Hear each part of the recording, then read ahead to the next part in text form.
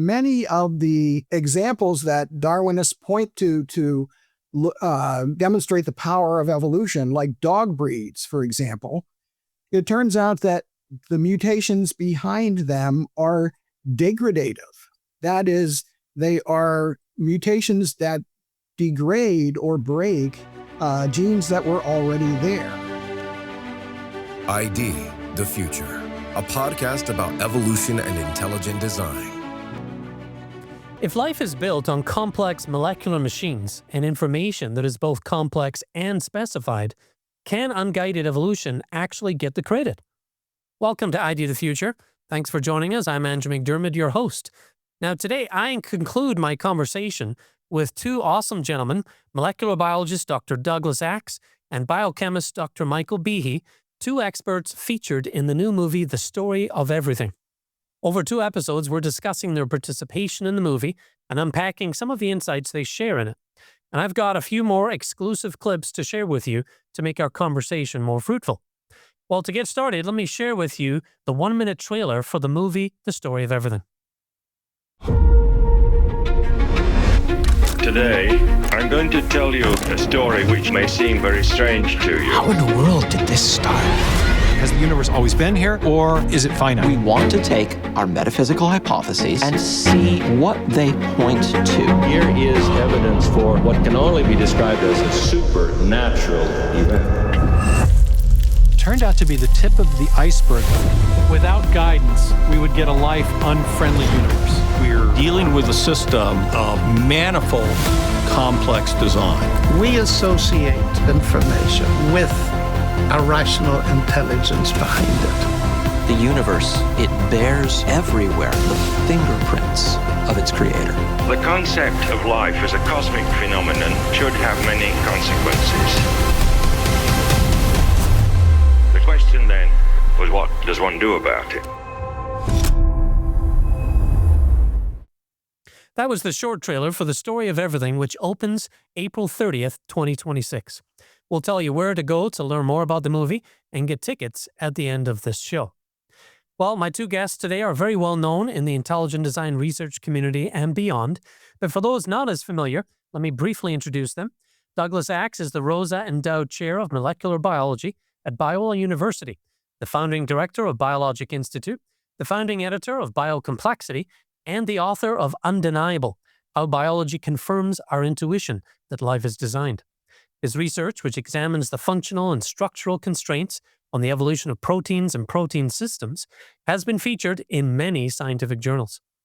Michael Behe is professor of biological sciences at Lehigh University in Pennsylvania, as well as a senior fellow at Discovery Institute's Center for Science and Culture. He has authored over 40 technical papers and 3 books, Darwin's Black Box, The Edge of Evolution, and Darwin Devolves, which all argue that living systems at the molecular level are best explained as being the result of a deliberate, intelligent design. Gentlemen, welcome back. Good to be back. Thank you. Terrific to be with you, Andrew. Yeah. Well, in part 1 of this conversation, we talked about your participation in The Story of Everything.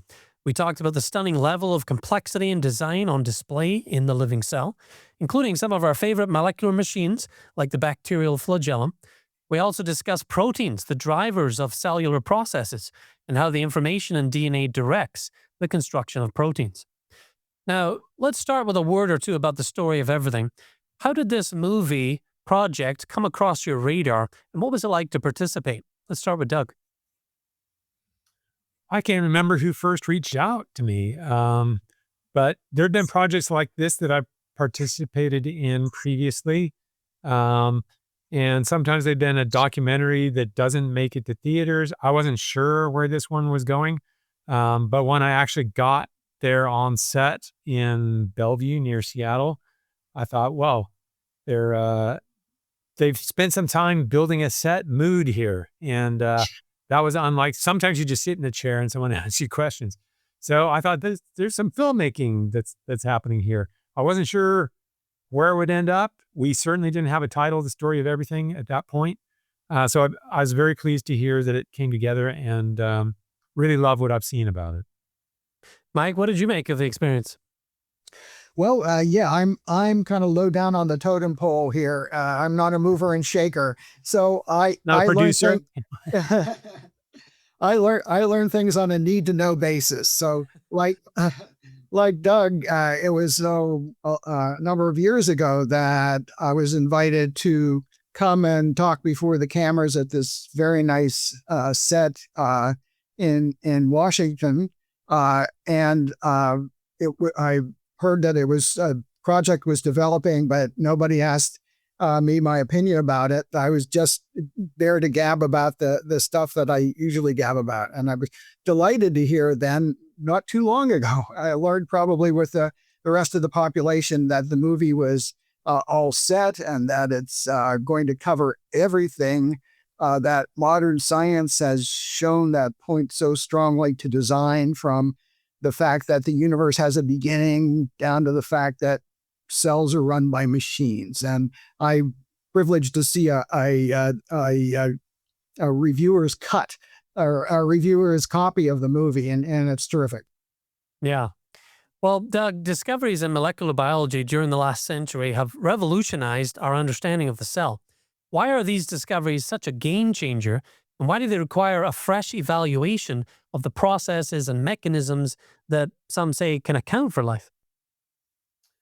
Well, what's happened in the last century and even in the last half century, or roughly, is we have got a peek into what is inside the inventory of things that are inside a cell that are essential for it to work, including DNA and RNA and proteins.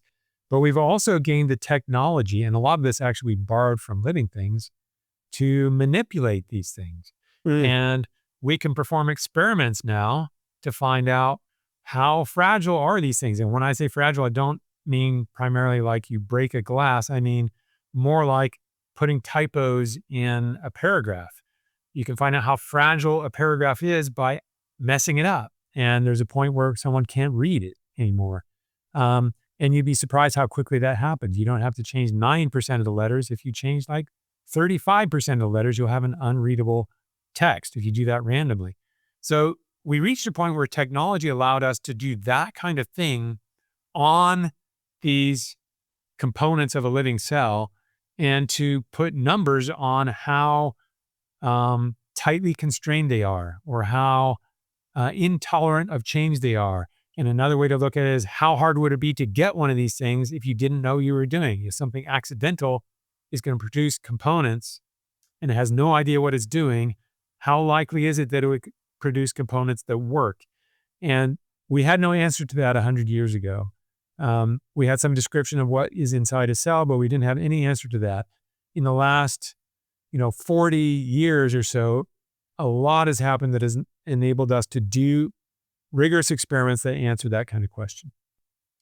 Yeah, it's a really exciting time. We have the technology and the methods now to take a closer look. Now, Mike, in the movie, and indeed in your books, articles, and video series, you famously argue that some biological systems are irreducibly complex. Now, for the millionth time, I know you've covered this, but some might be new to it still. Remind us what it means to be irreducibly complex. Well, irreducibly complex, that's a fancy phrase, but it stands for a simple concept. It just means that you've got some sort of machine or system or something that has a number of different parts and components, and they all act upon each other to produce some function that the individual parts cannot do so. And if you take one of them away, the thing is broken. And I have explained this whenever anybody asks. I pull up a mousetrap, a mechanical mousetrap. Most people are familiar with them because it's got a number of components, got a spring, a holding bar, a little a hammer that strikes the mouse, and so on. And it's easy to see that you need all those things. Without any of them, it doesn't work. And the relevance to evolution is that, Darwin said if there were any system in life that could not be produced by numerous successive slight modifications, then his theory would not work. And these days, we have discovered, especially at the foundation of life, that such things are all over the place because the cell is run by molecular machines. And if you look in the dictionary at the definition of a machine, you'll see that it's something like it's described as a complex device that uses a number of parts to produce a function.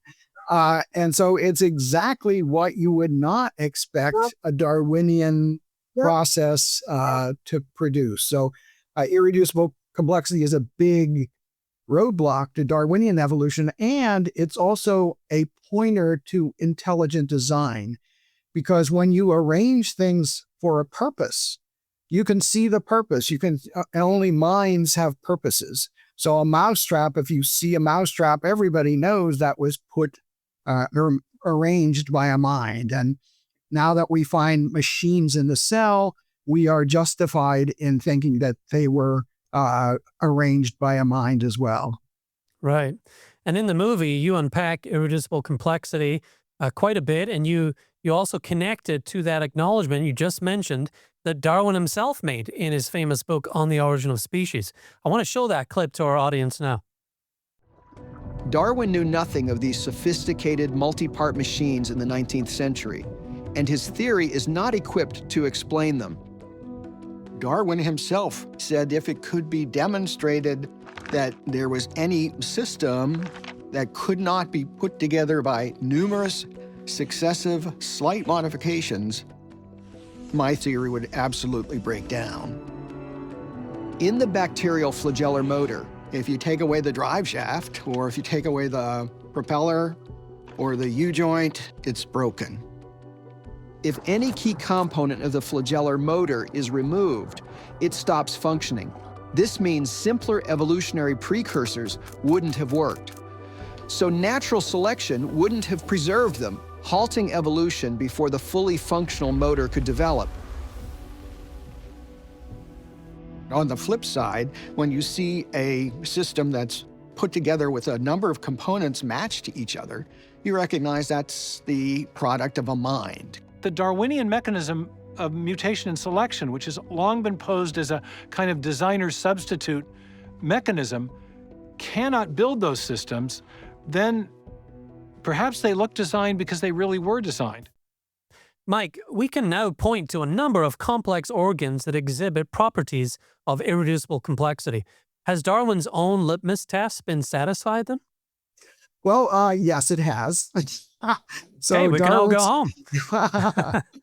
Well, with a couple of caveats. First, Darwin's mechanism can work by tiny little changes and do tiny little effects. So it's not that Darwin's mechanism can't explain anything, it's that it can't explain everything, especially these more complex systems that we've discovered in the cell.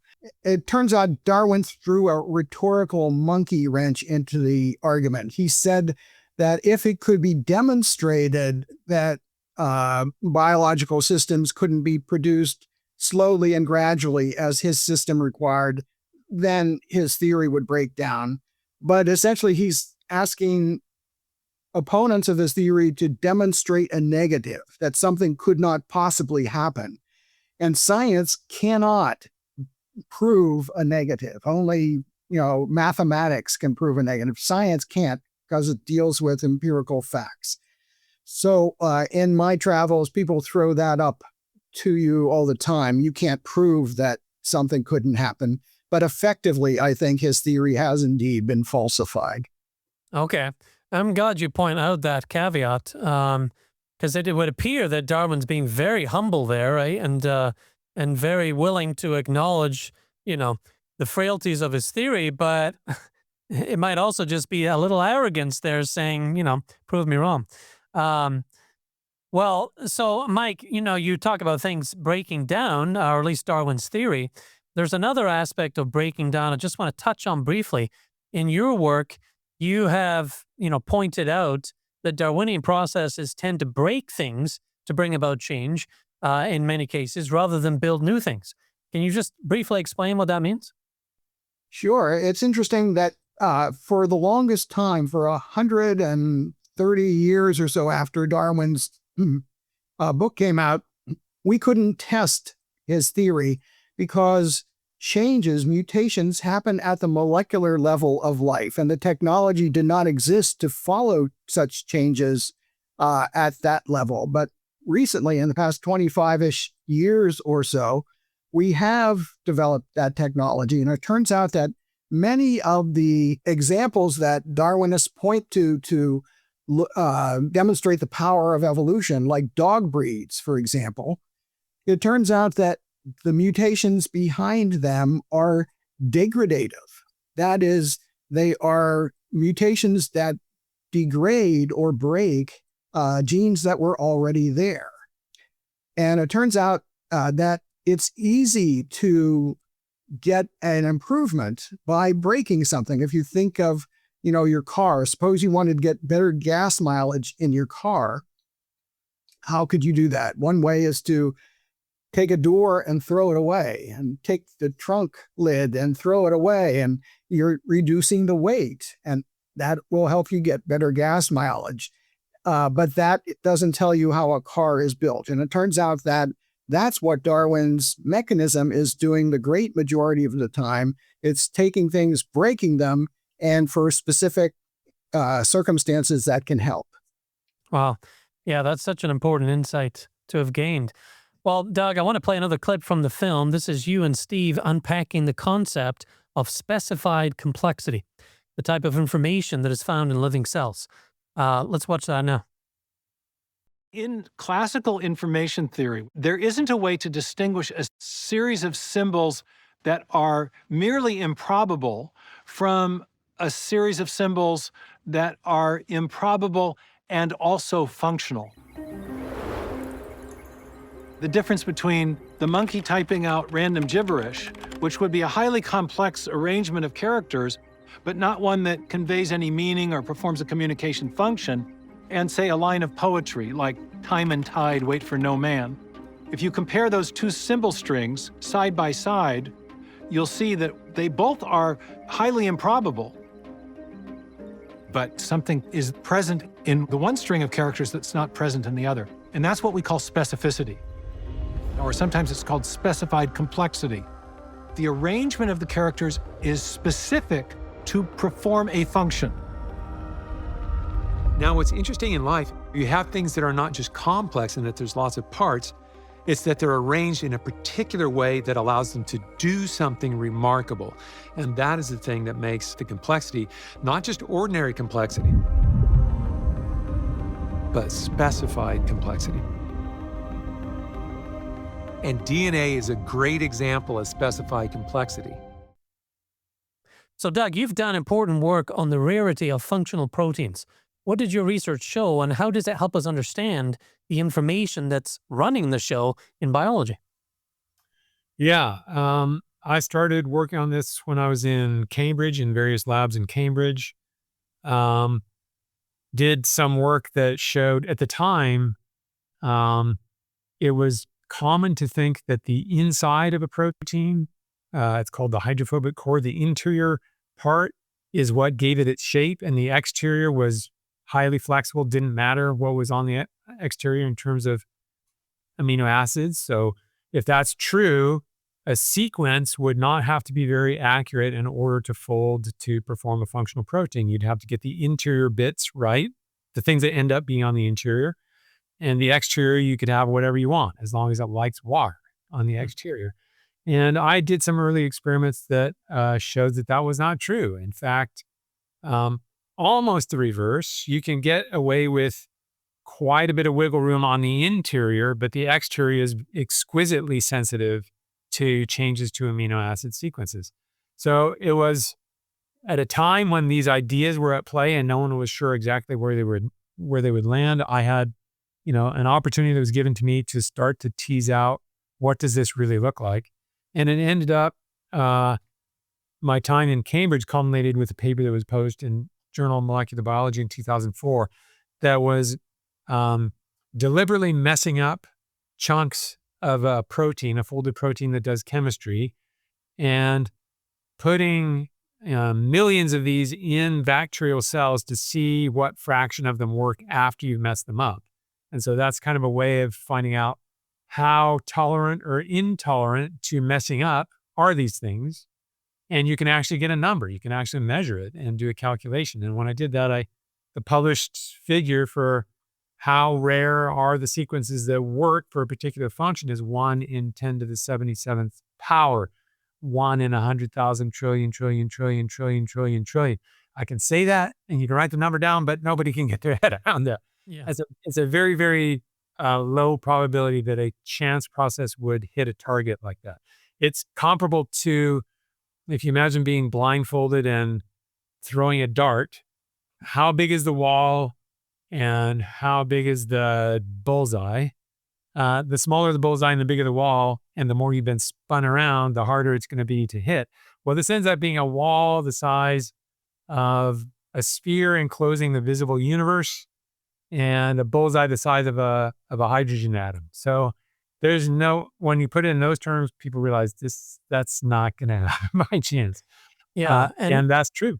And so even when you throw lots of time in, the supporter of a Neo-Darwinian process, loves time.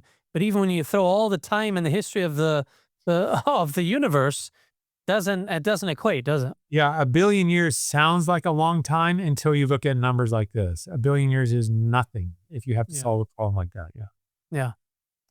Well, I'm going to wrap up today's conversation. It's been great having you, gentlemen, but I just want to touch on one more thing, and that is another thing that was brought up in the film, this idea of the beauty principle, the observation that nature displays gratuitous beauty.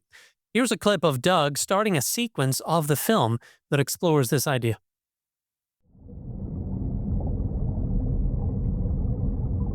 Let's take a look at what's around us on planet Earth. Do we see what looks like the bare bones, minimalistic cobbling together of something by accident for the sheer purpose of ruthless survival? Or do we see something much more extravagant, beautiful in its expression?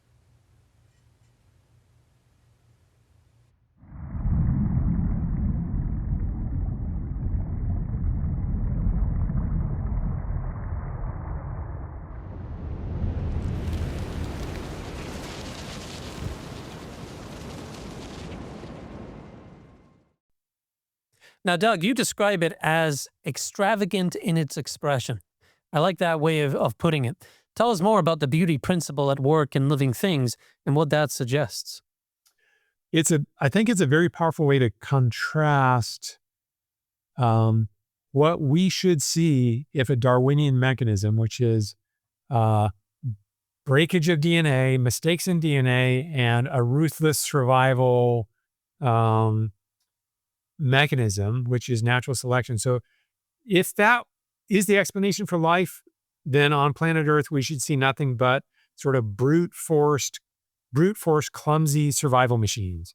And they get better and better at surviving, but they aren't good at anything else. Better and better at leaving their DNA, but not good at anything else. You wouldn't see the extraordinary beauty, exquisite beauty that we see in living things in all domains of life.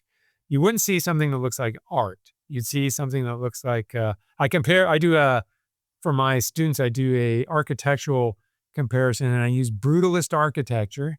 That's what Darwinism would give you. And then I use Gothic, perpendicular Gothic. I showed the chapel at King's College in Cambridge. They're both buildings, and if all you want is a space to get out of the rain, then brutalist does fine.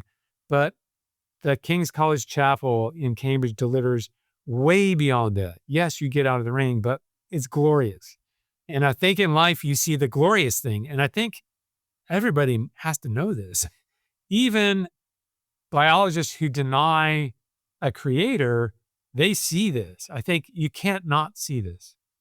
And it's a powerful argument in that sense that if I were an atheist trying to explain life in Darwinian terms, I would be made very uncomfortable by the vast majority of what I see in the living world, because it's not just brute force survival. It's something much more exquisite than that. You can't not see it, but you can ignore it. Now, Mike, do we see this gratuitous beauty at the molecular level as well? Well, it's interesting. I'm put in mind of a man named Max Perutz, who helped solve the structure of hemoglobin way back in the 1960s or so. And he was talking about a collaborator of his who had solved the structure of a protein called myoglobin, which was the first protein whose structure was determined by a process called X-ray crystallography. And Perutz wrote that when he saw it, he said, how could the search for ultimate truth really reveal so hideous and visceral looking a structure? He thought it was stone ugly. So I think at the molecular level of life, the beauty principle isn't the one that dominates. That's at levels that we can see and appreciate. At the molecular level of life is the machinery of life. And if you look at a nice lawnmower, sometimes it's covered up with a pretty colored plastic and stuff, but when you take off the top, you see the wires and you see the gears and motors that make it run. That has its own attraction because it's intellectually satisfying to see how it works and all the craftsmanship, but it's not aesthetically pleasing, I think, in the same way. Maybe Doug has a different view on it, but I think when you are talking about the beauty principle, you have to go to mathematics perhaps, or you have to go to higher levels of life. But at the nuts and bolts level of life, I think you're looking at other factors. I think, when you work with protein structures, and now we have access to these structures in numbers that we've never had before. And when you rotate these things in your computer, I think there's a beauty to it. So I'm going to disagree slightly, but I also think I got to know Max Perutz when I was in Cambridge, when he was still alive. And part of what he was talking about, I think, was their crude model, because it was it looked like bowels or something. Because at that point, they didn't have like molecular refinement. They were working from X-ray crystallography. It was the very first resolved structure. And their model was kind of like this tube thing that showed the gross path of the chain.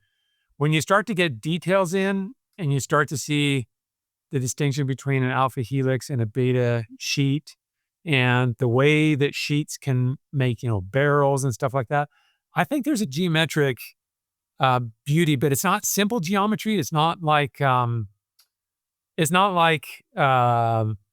in chemistry, you have geometry of how atoms connect, and it's much more complex than that. But it does have sort of a geometric beauty combined with a functional beauty.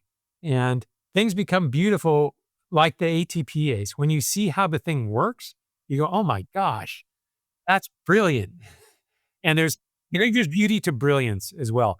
And as an engineer, I was trained as an engineer. I can look at something that's engineering and so I'm going to say, well, that is exquisite how that was done. And there can be that level of beauty, but it won't necessarily be the beauty of a butterfly that everyone looks at and goes, wow, that's a butterfly. Yeah. There's more to beauty than just, it's easy on the eye, right? Yeah. It also is to do with its function and its completeness, its wholeness, and other factors.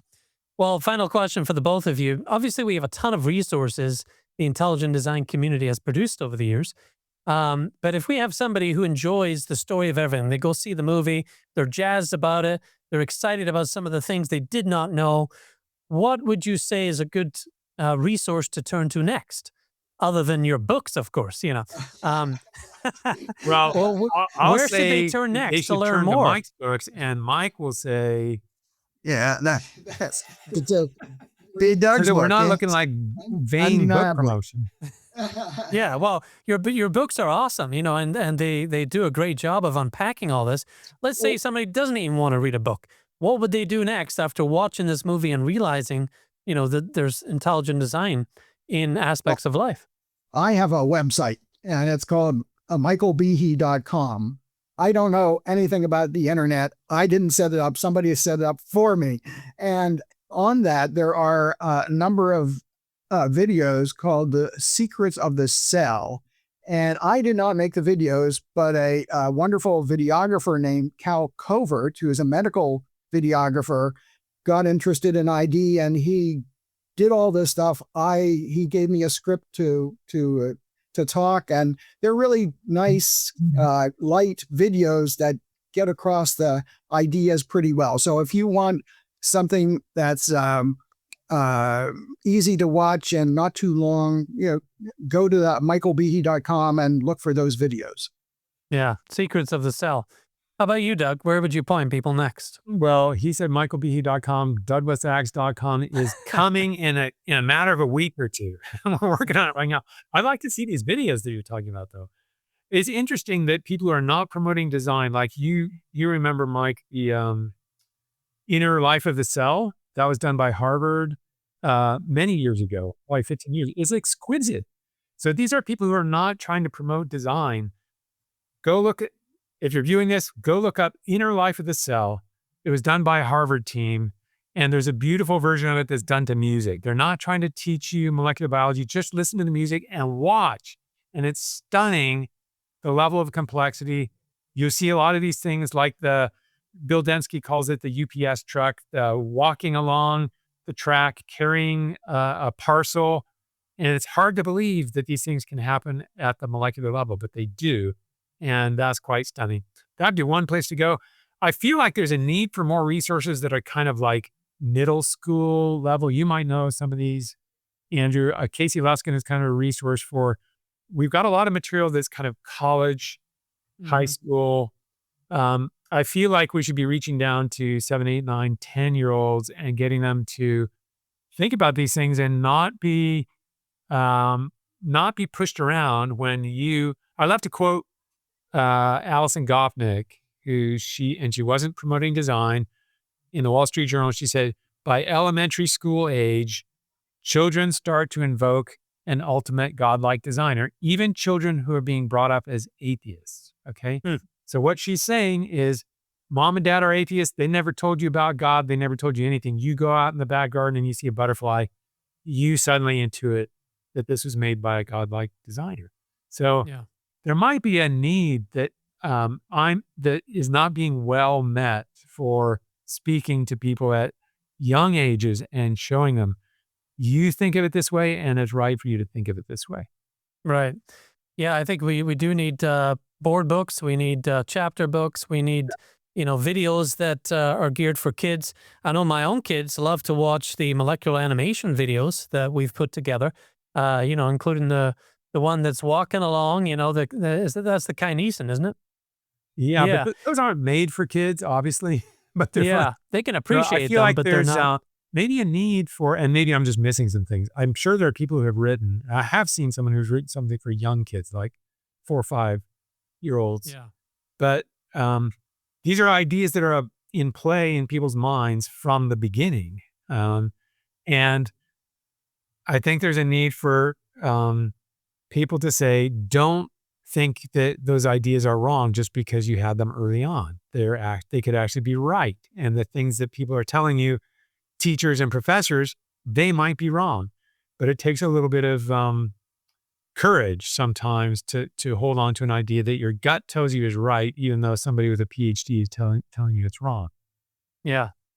Yeah. That design intuition that you say is in all of us, that can be conditioned out, can be taught out of us, but it's there nevertheless. Well, Doug, Mike, I really appreciate your time today. Thanks for joining us for this 2-part discussion about your involvement in the story of everything, as well as some of the great insights you bring to the film. Thank you. Thanks, Andrew. Great to be with you. Well, one more resource I'll mention, and that is the film website. Remember, the movie is hitting theaters April 30th of 2026. So get together with your family, coworkers, friends, and the place you can learn more about the movie and get tickets is thestoryofeverything.film. That's the website, thestoryofeverything.film. And if you want to bring a group or buy at a whole theater and support our work that way, please do so. There's a special website to learn more about that. It's discovery.org/story. Well, for ID the Future, I'm Andrew McDiarmid. Thanks for joining us. Visit us at idthefuture.com and intelligentdesign.org. This program is copyright Discovery Institute and recorded by its Center for Science and Culture.